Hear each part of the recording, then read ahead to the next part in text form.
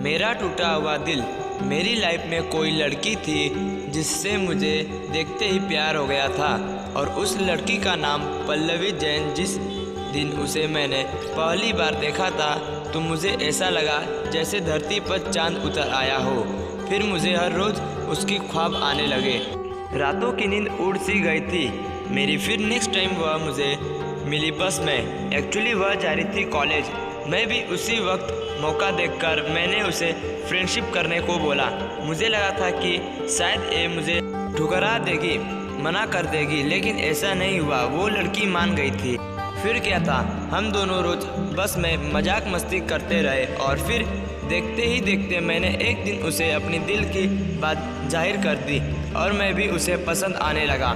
फिर उसने मेरे बारे में मम्मी पापा पूरी फैमिली के बारे में जाना और फिर कुछ टाइम बाद उसने मुझसे बात करना बंद कर दी। वो इसी कारण कि उसके घर पर सबको हमारे लव के बारे में पता चल गया था। उसके पापा ने उसकी पढ़ाई रोक दी। उसका भाई उसे घर से बाहर नहीं निकलने देता था।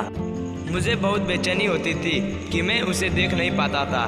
फिर उसने मुझे 1 महीने बाद कॉल किया और कहा कि तुम मुझे भूल जाना और आपके और मेरे बीच में अब कोई रिश्ता नहीं है, भूल जाओ मुझे।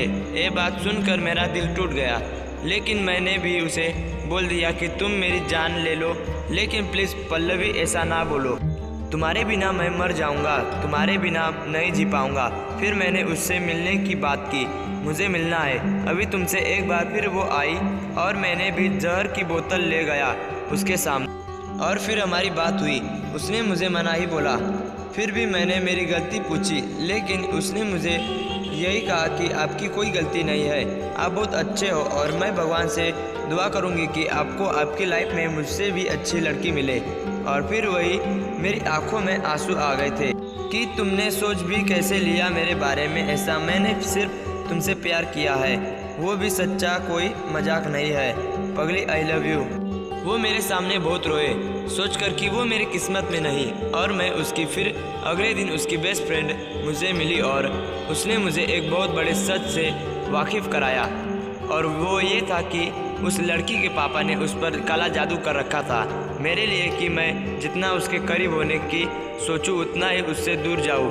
लेकिन फिर मैंने सोच लिया था कि अब मैं जी कर क्या करूं, मेरी लाइफ तो अब ख़त्म हो गई।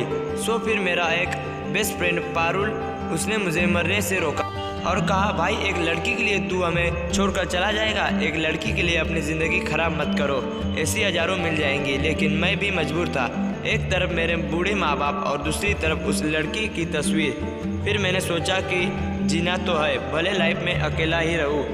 बस तब से मैंने मेरी ज़िंदगी को थोड़ा बिगाड़ लिया है।